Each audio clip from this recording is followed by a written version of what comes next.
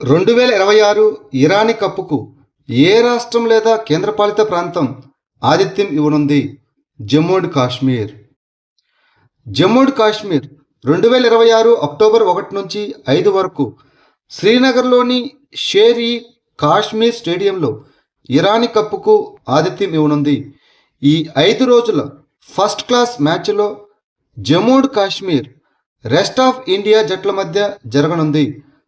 2025-26 సీజన్లో తమ తొలి రంజీ ట్రోఫీ టైటిల్ను కర్ణాటకను ఓడించి గెలుచుకున్న తర్వాత జమ్మూ కాశ్మీర్కు ఈ అవకాశం లభించింది. డిఆర్డిఓ నిర్వహించిన ఎలక్ట్రానిక్ వార్ఫేర్పై జాతీయ సదస్సు నేత్ర 2026కు ఏ నగరం ఆతిథ్యం ఇచ్చింది? బెంగళూరు, కర్ణాటక.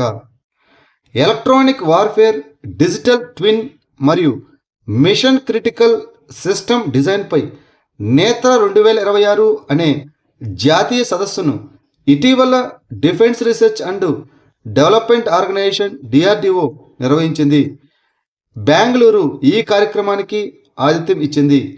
ఈ సదస్సు ఎలక్ట్రానిక్ వార్ఫేర్లోని పురోగతులు మరియు సైనిక కార్యకలాపాల్లో విద్యుదయస్కాంత వర్ణపట వినియోగంపై దృష్టి సారించింది. భారతదేశపు మొట్టమొదటి స్కోప్ 2 ఉద్గార రహిత ఓడరేవు ఏది? Vivo Chidambaranar port, Tamil Nadu. తమిళనాడులోని తూత్తుకుడిలో ఉన్న వివో చిదంబరనార్ పోర్టు గతంలో తూత్తుకుడి పోర్టు. ఆగస్టు 2026లో స్కోప్ 2 ఉద్గార రహిత హోదాను సాధించిన భారతదేశ్ మొట్టమొదటి ప్రధాన పోర్టుగా అవతరించింది. 2025-26 ఆర్థిక సంవత్సరంలో పునరుత్పాదక ఇంధన వనరులు, ప్రత్యేకంగా పవన మరియు సౌర విద్యుత్తు పోర్టు యొక్క మొత్తం విద్యుత్ శక్తి అవసరాల్లో 93.89% తీర్చాయి. తద్వారా దాని పరోక్ష కార్బన్ పాదముద్రను గణనీయంగా తగ్గించాయి. 2025-26లో ప్రధానమంత్రి జాతీయ డయాలసిస్ కార్యక్రమం పిఎంఎన్డిపి కింద ఏ రాష్ట్రంలో అత్యధిక డయాలసిస్ కేంద్రాలు ఉన్నాయి? గుజరాత్. ప్రధానమంత్రి జాతీయ డయాలసిస్ కార్యక్రమం ప్రస్తుతం 36 రాష్ట్రాలు, కేంద్రపాలిత ప్రాంతాల్లోని 751 జిల్లాల్లో అమలు చేయబడుతుంది. అర్హులైన రోగులకు ఉచిత హ్యూమో డయాలసిస్ సేవలను అందించడానికి మరియు డయాలసిస్ సంరక్షణ అందుబాటును మెరుగుపరచడానికి పిఎంఎన్డిపి ప్రారంభించబడింది. రాష్ట్రాలు లేదా కేంద్రపాలిత ప్రాంతాల్లో గుజరాత్లో అత్యధికంగా 282 డయాలసిస్ కేంద్రాలు ఉండగా ఆ తర్వాత స్థానంలో కర్ణాటక మరియు మహారాష్ట్ర ఉన్నాయి. అంతర్జాతీయ పరిశోధన అనుభవం ఉన్న ప్రముఖ భారతీయ సంతతి పరిశోధకులను ఆకర్షించడానికి విద్యా మంత్రిత్వ శాఖ ఏ పథకాన్ని ప్రారంభించింది? ప్రధానమంత్రి పరిశోధన చైర్ పథకం, prime minister research chair scheme. జాతీయ విద్యా విధానం 2020 దార్శనికతకు అనుగుణంగా విద్యా మంత్రిత్వ శాఖ ప్రధానమంత్రి పరిశోధన పీఠం పథకాన్ని ప్రారంభించింది. భారతదేశ పరిశోధన పర్యావరణ వ్యవస్థను బలోపేతం చేయడానికి అంతర్జాతీయ పరిశోధన అనుభవం ఉన్న ప్రముఖ భారతీయ సంతతి పరిశోధకులు, శాస్త్రవేత్తలు మరియు నిపుణులను ఆకర్షించడం ఈ పథకం యొక్క లక్ష్యం. ఇది రీసెర్చ్ చైర్, సీనియర్ ఫెలో మరియు యంగ్ రీసెర్చ్ ఫెలో అనే 3 విభాగాల కింద ఫెలోషిప్లను అందిస్తుంది. దక్షిణాసియా నగరాల్లో తీవ్రమైన వేడి నుంచి ఉద్యోగాలు మరియు వృద్ధిని పరిరక్షించడం, నివాసయోగ్యమైన భవిష్యత్తు అనే నివేదికను ఏ సంస్థ విడుదల చేసింది? ప్రపంచ బ్యాంకు, వరల్డ్ బ్యాంక్. ప్రపంచ బ్యాంకు జీవించదగిన భవిష్యత్ దక్షిణాసియా నగరాల్లో తీవ్రమైన వేడి నుంచి ఉద్యోగాలు మరియు వృద్ధిని పరిరక్షించడం అనే నివేదికను విడుదల చేసింది. 2070 నాటికి దక్షిణాసియాలో సుమారు 52 కోట్ల మంది ప్రజలు ఏటా కనీసం 1 నెల పాటు ప్రమాదకరమైన వేడిని ఎదుర్కోవచ్చని ఈ నివేదిక హెచ్చరిస్తుంది.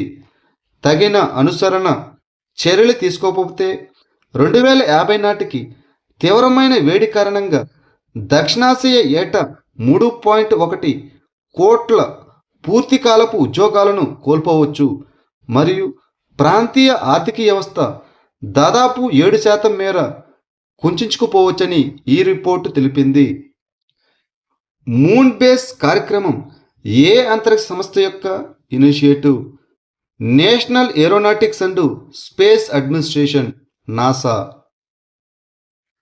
చంద్రునిపై దీర్ఘకాలిక మానవ ఉనికిని నెలకొల్పడమే లక్ష్యంగా ఉన్న తన మూన్ బేస్ కార్యక్రమంలో చేరమని నాసా ఇస్రోను ఆహ్వానించింది.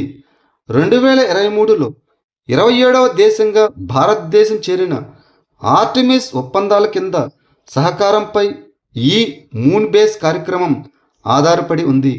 ఈ ఆర్టెమిస్ కార్యక్రమం మానవులను తిరిగి చంద్రునిపైకి పంపడం, చివరికి అక్కడ శాశ్వత చంద్రుని నివాసాన్ని ఏర్పాటు చేయడం లక్ష్యంగా పెట్టుకుంది. 2026 అండర్-23 కామన్వెల్త్ ఫెన్సింగ్ ఛాంపియన్షిప్కు ఆతిథ్యమిచ్చే దేశం ఏది? నైజీరియా. నైజీరియాలోని లాగోస్ 2026 ఆగస్టులో 2026 అండర్-23 కామన్వెల్త్ ఫెన్సింగ్ ఛాంపియన్షిప్కు ఆతిథ్యం ఇచ్చింది.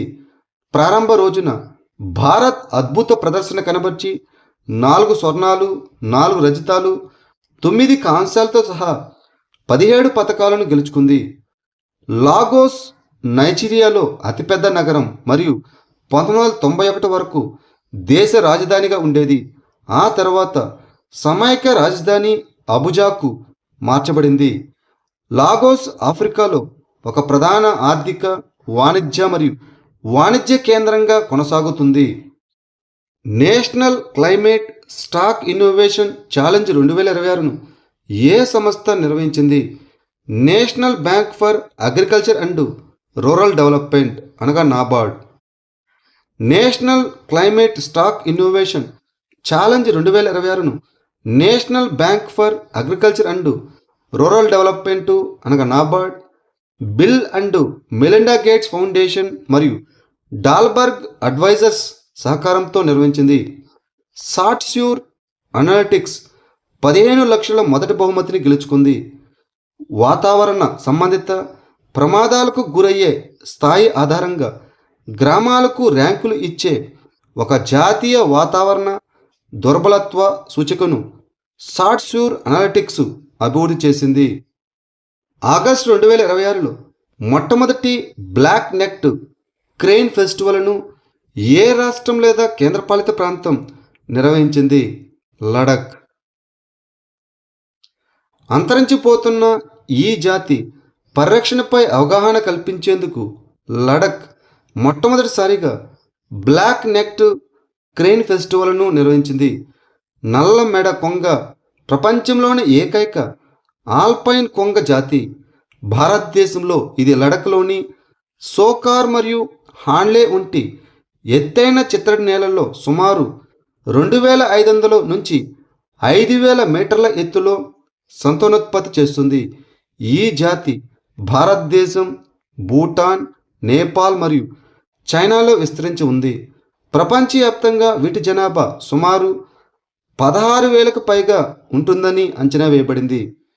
Indian institute of handloom technology IIHTS యొక్క మొదటి జాతీయ సదస్సు అయిన IIHT సూత్ర 2026 ఏ నగరంలో ప్రారంభించబడింది?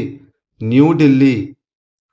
Indian institute of handloom technology యొక్క మొదటి జాతీయ సదస్సు అయిన IIHT సూత్ర 2026ను కేంద్ర జౌళి శాఖ మంత్రి గిరిరాజ్ సింగ్ న్యూఢిల్లీలో ప్రారంభించారు. దీనిని జౌళి మంత్రిత్వ శాఖలోని అభివృద్ధి కమిషనర్ కార్యాలయం నిర్వహించింది. దీని ఇతివృత్తం IIHTS భారత చేనేత రంగం యొక్క భవిష్యత్తును నేయడం, విద్యావంతులను చేయండి, ఆవిష్కరించండి, పరివర్తన చెందించండి. డిజిటల్ పబ్లిక్ గుడ్గా రూపొందించబడిన తథ్యకోస్ అనే ఓపెన్ సోర్స్ పబ్లిక్ డేటా పోర్టల్ను ఇటీవల ఏ రాష్ట్ర ప్రభుత్వం ప్రారంభించింది? కర్ణాటక. కర్ణాటక ఇటీవల తథ్యకోస్ అనే ఓపెన్ సోర్స్ పబ్లిక్ డేటా పోర్టల్ను ఒక డిజిటల్ పబ్లిక్ గుడ్గా ప్రారంభించింది. డేటా ఆధారిత పరిష్కారాల కోసం ప్రభుత్వ మరియు సంస్థాగత డేటాను సులభంగా కనుగొనడం, యాక్సెస్ చేయడం మరియు పునర్వినియోగించుకోవడాన్ని ఈ ప్లాట్ఫారం లక్ష్యంగా పెట్టుకుంది. ఈ తథ్య కోష్ అనేది తథ్య అనగా సత్యం మరియు కోష్ అనగా నిల్వ అనే పదాల కలయిక. నవ్య కార్యక్రమాన్ని ఏ పథకం కింద అమలు చేస్తున్నారు? ప్రధానమంత్రి కౌశల్ వికాస్ యోజన 4.0. జూన్ 30, 2026 నాటికి నవ్య కార్యక్రమం 15 రాష్ట్రాలు లేదా కేంద్రపాలిత ప్రాంతాల్లో 1060 మంది కౌమార బాలికలకు శిక్షణ ఇచ్చింది. నవ్య అనగా యువ కౌమార బాలికల కోసం వృత్తి శిక్షణ ద్వారా ఆకాంక్షలను పెంపొందించడం.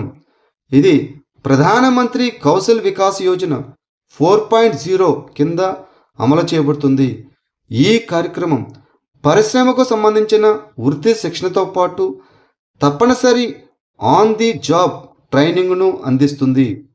భారత నౌకాదళానికి చెందిన next generation offshore petrol vessel అయిన శృతి లేదా యాడ్ 3037ని ఎక్కడ జలప్రవేశం చేయించారు? Garden reach ship builders and engineers, Kolkata. భారత నావికాదళం యొక్క తదుపరి తరం ఆఫ్షోర్ పెట్రోల్ వెజల్స్ అయిన శృతి లేదా యాడ్ 3037ను కోల్కతాలోని garden reach ship builders and ఇంజనీర్స్లో జలప్రవేశం చేయించారు. ఆత్మ నిర్భర్ భారత్ కింద స్వదేశీ యుద్ధనౌకల నిర్మాణంపై భారతదేశం దృష్టి సారించడంలో ఈ నౌక సహాయపడుతుంది. శృతి అనే పేరు భారతదేశ ప్రాచీన వేద సంప్రదాయాన్ని మరియు 4 వేదాలను సూచిస్తుంది.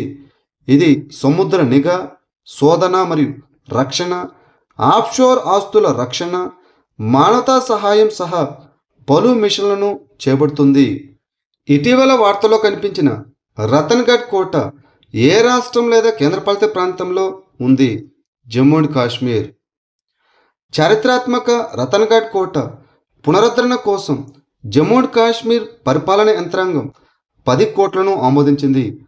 బదేర్వాలో ఉన్న ఈ 18వ శతాబ్దపు కోట చీనాబ్ లోయలో వారసత్వ మరియు సాంస్కృతిక పర్యాటకాన్ని ప్రోత్సహించేందుకు పునరుద్ధరించబడుతోంది.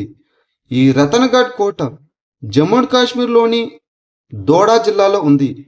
ఈ కోట ఉన్న బద్వేరా చీనాబ్ లోయ ప్రాంతంలో ఒక భాగం.